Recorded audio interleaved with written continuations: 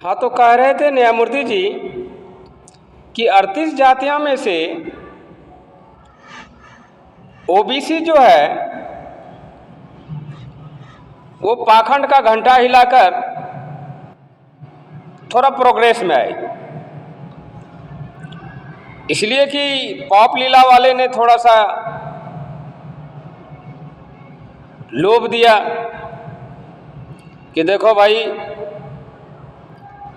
ऐसा नहीं करोगे तो कैसे होगा, कैसे चलेगा, अरे ये सब तो आप ही के लिए है, थोड़ा सा मक्खन लगाए। और एससी एसटी का बुरा हाल है, उसके लिए कोई मंच नहीं है। मेरा इतना लंबा टारगेट इसीलिए है कि एसटी और एससी के लिए प्रखंड लेवल से लेके जिला स्तर से लेके स्टेट तक एक मंच तैयार किए जाएं, क्योंकि उसमें लीडर की कमी है। और मैंने कहा था कि लीडर बनाने वाला मशीन हूं मैं। फिर इस उद्देश्य का, इस मिशन का फिर क्या होगा, इसीलिए मैं अकेला चलना पसंद किया। किसी पार्टी वाले को बोलता तो पार्टी वाले में वर्षों लग जाती, कई सालों तक उसका फाइल चलता रहता, पता नहीं कब होता या ना होता। इसीलिए न्यायपीठ के समक्ष ऐसा प्रस्ताव रख रहा हूं कि प्रखंड लेवल से लेकर के जिला स्तर से स्टेट तक एसटी एससी मंच तैयार किए जाएं, ताकि हमारे जो बच्चे हैं, अब हमें रास्ता नहीं दिया गया, कोई मंच था ही नहीं, और किसी का चमचागिरी करना मैं पसंद नहीं करता, तो उसके लिए डायरेक्ट मंच होना चाहिए ना। मंच के माध्यम से वो अपने प्रस्ताव को रख करके अपनी वाणी से बोल करके जा सकते हैं। अब एजुकेशनल राइट जो कुछ है वो मंच देखेंगे, और मंच में जिस तरह से अनेक तरह से सभापति बनाए जाते हैं, अध्यक्ष बनाए जाते हैं, मंच के भी होंगे। कैसे होंगे, ये गाइडलाइन हमारा मिशन था, मैं बना के तैयार रखा हूं, लेकिन दूंगा नहीं।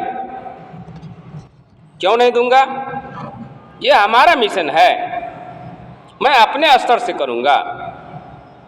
जब मेरा मिशन है, मेरे कौम के मिशन का है, तो उस मिशन को मैं अपने आड़े हाथ लूंगा। तो न्यायपीठ को इसीलिए बता रहा हूं, अपील कर रहा हूं कि अगर ऐसा नहीं होता है तो यही बात मैंने राष्ट्रगुरु कलाम से कहे थे कि राष्ट्रगुरु मेरा सचिवालय अलग कर दीजिए, एसटी एससी का सचिवालय अलग हो। तो राष्ट्रगुरु थोड़ा सा गुस्सा हुए कि अलग करने की बात क्यों कह रहे हो। तो मैंने कहा जहां समानता का अधिकार ना हो राष्ट्रगुरु, ऐसे में यह विचार रखना भी मेरा उचित है। तो उस उद्देश्यों में मैंने यही कहा था, लेसन उठा के देखें तो उसमें यही मिलेगा कि मंच अवेलेबल नहीं है। मैं हूं लीडर बनाने वाला मशीन, और मशीन को अगर सुचारू रूप से चलाया ना जाए तो फिर लीडर निकलेंगे कैसे। इसीलिए अगर एक ओबीसी का जाता है तो एक एसटी का होना चाहिए, एसटी का होना चाहिए।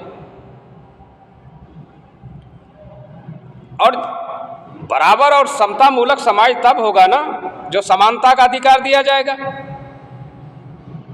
ये बनाने की चेष्टा कर रहा था शुरुओं से मेरा इस पर ज़्यादा, मैं किसी को ये नहीं देखा रहा हूँ कि चलो कोई बात नहीं, फॉरवर्ड है वो भी आएंगे, कोई दिक्कत नहीं है। यहाँ तो मैं देख रहा हूँ न्यायपीठ पर जहाँ का राजनीति का वहाँ बैठे हुए हैं, जैसे कहते हैं, हम पिछले एपिसोड में थे कि आओ बैठ जाओ, न्याय में आए तो कहा आओ बैठ जाओ।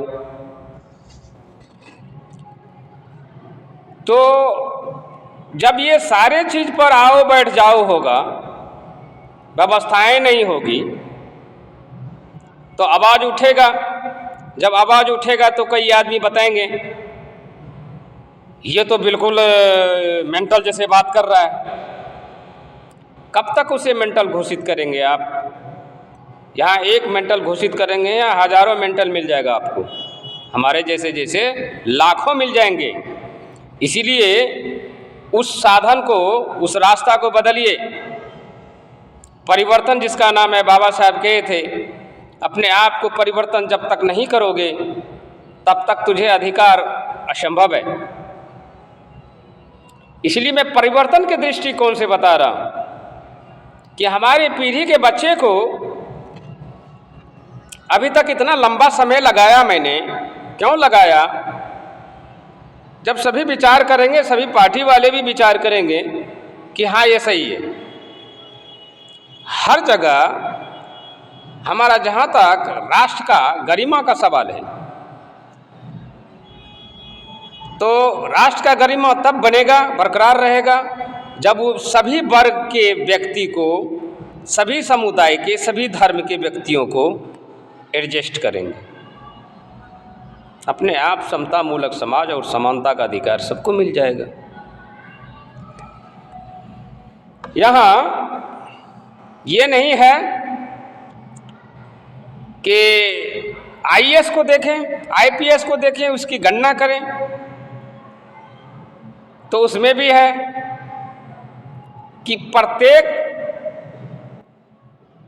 कास्ट से एसटी, एससी और ओबीसी के आधार से ही हो, लेकिन गणना करें तो आपको मिलेगा ये क्या? जब मिलेगा कि जब 4% भी ज़्यादा हो गया तो फिर उंगलियां उठेगी। अब धर्म की बात हो गई। बाबा साहब कहते गॉड इज वन, सबका मालिक एक है। और यहाँ सब दुकान खोल के बैठे हुए हैं, मेरे दुकान पर आ जाओ, वो कहते मेरे दुकान पर आ जाओ, वो कहते मेरे दुकान पर आ जाओ, भाई मेरे दुकान पर आ जाओ, मेरे दुकान पर आ जाओ, मेरा दुकान बहुत बढ़िया चल रहा है। तो ये सब दुकान खोल के बैठे हुए। अब मैं किसी दुकान में गया नहीं, मैं बोला मेरा सौदा अलग ढंग का है, मेरा सौदा तो कहीं दूसरे जगह ही बेचूंगा, आप लोगों के पास नहीं बेचेंगे। तो दुकान वाले अपना अपना दुकान लगा के बैठे हुए हैं। आजा भाई मेरी दुकान में। मैंने कहा कि भाई दुकान सबका ठीक है, लेकिन जिसको खरीदारी, जिसको सौदा लेना ही नहीं हो, सौदा देना हो, तो कैसे आदमी को देगा? और दुकानदार ये थोड़े कहेगा कि मेरा सौदा बढ़िया नहीं है, वो तो कहेगा मेरा सौदा बढ़िया है, आ जाओ ले लो भाई, पैसा दो और ले जाओ। तो ये व्यवसाय है। यहाँ धर्म भी व्यवसाय को परिणित कर दिया गया है। सिर्फ न्यायपीठ ही बचा हुआ है जिसमें थोड़ा सा उंगली नहीं उठ रहा है, बाकी सारे व्यवसाय हो चुके हैं। पक्के दावे के साथ कहता हूं, व्यवसाय हो चुके हैं। अगर व्यवसाय नहीं होता तो स्थिति ये नहीं बनती, हम सड़क पर नहीं घूम रहे होते, हम भी कहीं न कहीं एडजस्ट हो जाते। ये है सोचने का ढंग कि जरा सोचिए। और न्यायपीठ अगर ढीला डाला हो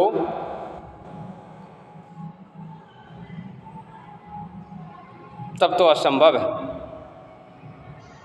किसी चीज़ का कल्पना करना असंभव है फिर कि हम ऐसा समाज बना लेंगे, हम ऐसा कर लेंगे, असंभव। इसलिए नीचे से लेकर के ऊपर तक के न्यायपीठ को सारे पावर को अपने हाथ में लेना होगा। अभी सारे पावर नहीं है, किसी एक के हाथ में पावर है और किसी एक के हाथ में पावर है तो अपने स्तर से यूज करेगा। इसलिए हमने कहा था, क्षमा चाहता हूँ कि ये जो है बनाने वाली बात कि आओ भाई बना देते हैं, ये गलत है। इसमें बदलाव ज़रूरी है। कॉलेजियम सिस्टम भी, मैं बार बार कितने बार कॉलेजियम सिस्टम का नाम लिया, 5वां, ये 6ठा 8वां है। 8वां डिबेट में मैं फिर नाम ले रहा हूँ कि कॉलेजियम सिस्टम को बंद करें, क्योंकि कॉलेजियम सिस्टम के अंदर में देखेंगे आप तो जजों की संख्या ऊपर से नीचे तक का, तो स्वतः आपको लगेगा अपने आप में, अगर कोई कपड़ा पहन करके लोग अच्छा पहनते हैं तो दूर से ही बता देते हैं कि वो अच्छा कपड़ा पहने हैं। अगर फटा पुराना है तो भी बता देंगे कि नहीं, फटा पुराना तो है, साफ सुथरा है, ठीक है। तो आपके न्यायपीठ में भी ये कॉलेजियम सिस्टम इतने कीड़ा की तरह है जो किसी चीज़ की कल्पना नहीं की जा सकती कि हम ऐसा बना लेंगे, असंभव। जो पहले प्रस्ताव में मैंने आपको जिक्र किया और साल के अंत में 2023 के अंत में जो बात कहने जा रहा हूँ, शुरू या लास्ट, बीच में क्या हो रहा होता है इसको नहीं देखता आदमी। शुरू को देखता है, अंत को देखता है। तो अंत में मैं यही बोलूँगा कि कॉलेजियम सिस्टम जितना जल्द हो सके इसको हटा करके कंपटीशन जारी किया जाए। जिस भी जाति के जाएंगे, जहाँ से भी पास करेंगे वो जाएंगे, इसमें कोई आपत्ति नहीं है हमें।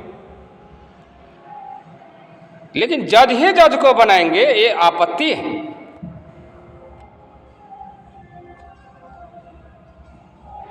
यानी 100 में से 99% आपत्ति है।